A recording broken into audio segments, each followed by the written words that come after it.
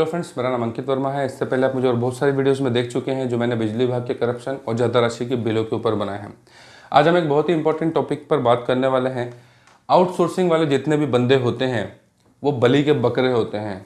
मतलब कि बिजली विभाग अपने मेंटेनेंस और मीटर रीडिंग के लिए आउटसोर्सिंग वाले बंदों का इस्तेमाल करती है। और बहुत सी बार ऐसा भी होता है कि आउटसोर्सिंग वाले जितने भी बंदे हैं जो जॉब के लिए अप्लाई करते हैं, उनको ये बताया जाता है कि कुछ समय इसमें काम करने के बाद आपको गवर्नमेंट जॉब मिल जाएगी, जबकि ऐसा होता नहीं है।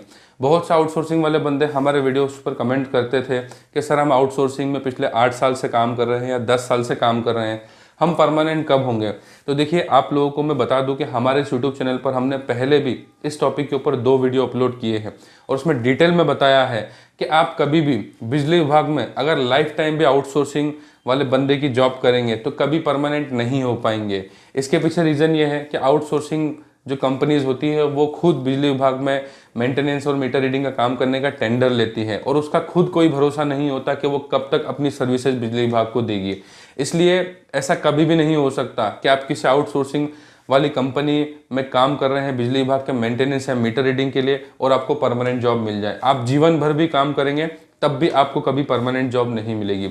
और एक आपको बात बताता हूँ, जो कि मैंने वीडियो के स्टार्टिंग में कहा कि बिजली विभाग में आउटसोर्सिंग के बंदे बलि के बकरे होते हैं। देखिए, ये बात कहना मुझे बिल्कुल भी अच्छा नहीं लगता है, लेकिन जितने भी आउटसोर्सिंग वाले बंदे होते हैं उनको ये नहीं पता होता है कि किसी भी हाई इंटेंशन लाइन के ऊपर जो बिजली विभाग का सीनियर लाइनमैन होता है उसे ही चढ़ाया जा सकता है, आउटसोर्सिंग वाले बंदे को नहीं चढ़ाया जा सकता। ये नियमों के खिलाफ होता है, लेकिन बिजली विभाग के अधिकारी जानबूझ करके ऐसा करते हैं। और इसके पीछे सबसे बड़ा कारण ये होता है कि कोई भी सीनियर लाइनमैन जो कि गवर्नमेंट ऑफिसर होता है, अगर दुर्भाग्यवश हाई इंटेंशन लाइन पर उसकी मृत्यु हो जाती है तो बिजली विभाग को अनुकंपा देना होती है। मतलब उसके घर से किसी एक बंदे को उसकी जगह पर नौकरी देना होती है और कंपनसेशन भी देना होता है। तो बिजली विभाग को काफ़ी ज़्यादा नुकसान उठाना पड़ता है। उसी जगह पर अगर वो किसी आउटसोर्सिंग वाले बंदे को चढ़ा देते हैं हाई इंटेंशन लाइन के ऊपर और वहाँ उसकी मृत्यु हो जाती है, तो उसके लिए ना ही उन्हें कोई अनुकंपा देना होती है, ना ही कोई कंपनसेशन देना होता है।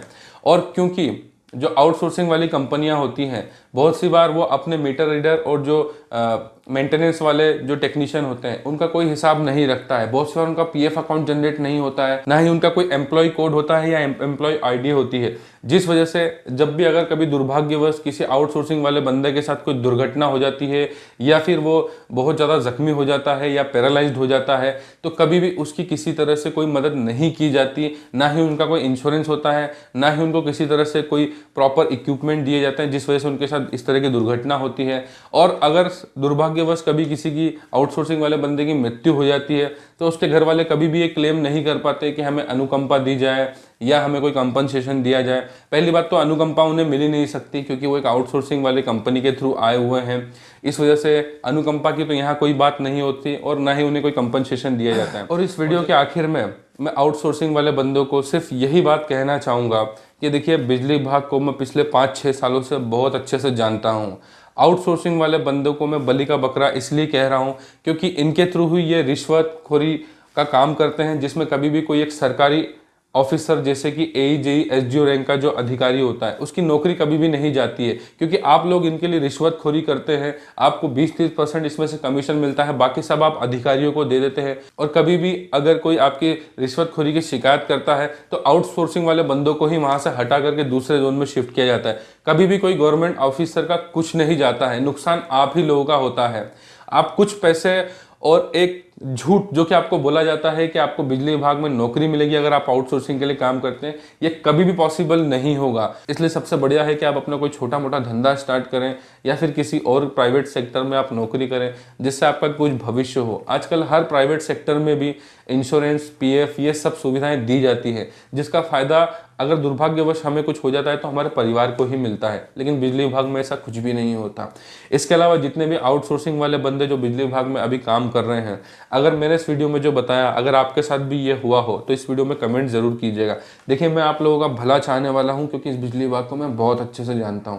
अगर आपको किसी भी तरह से कोई परेशानी होती है आउटसोर्सिंग कंपनी में काम करने पर, आप इस मेरे यूट्यूब चैनल पर इस वीडियो पर कमेंट्स कीजिए। मैं आपको आपके अधिकार बताऊंगा और किस तरह से आप बिजली विभाग और आउटसोर्सिंग कंपनियों से अपने जो आपका हक होता है उसको किस तरह से ले सकते हैं, क्योंकि आपको अभी अपने अधिकार ही पता नहीं है, जिस वजह से आप कभी भी इनसे अपने अधिकारों को लेकर के और अपनी मिलने वाली सर्विसेज को लेकर के आप कभी भी बात नहीं कर पाते। इसलिए अगर आपको भी आउटसोर्सिंग कंपनी में जॉब करने पर कोई परेशानी होती है तो मेरे इस वीडियो पर कमेंट ज़रूर कीजिएगा। मैं 101% आपको रिप्लाई भी दूंगा और प्रॉपर गाइडेंस भी दूंगा कि किस तरह से आपको बिजली विभाग की जो आउटसोर्सिंग कंपनी और इनके कर्मचारी होते हैं इनको सबक सिखाना है। और विद्युत उपभोक्ता की जागृति और संरक्षण के लिए हम इस तरह के वीडियोस इस चैनल पर बनाते रहते हैं, इसलिए हमारे वीडियो को ज़्यादा से ज़्यादा शेयर कीजिए और सब्सक्राइब कीजिए हमारे यूट्यूब चैनल को, ताकि आपको हमारे आने वाले हर एक वीडियो का नोटिफिकेशन मिल सके, ताकि आप बिजली विभाग की लूट से बच सकें। और वीडियो देखने के लिए बहुत बहुत धन्यवाद।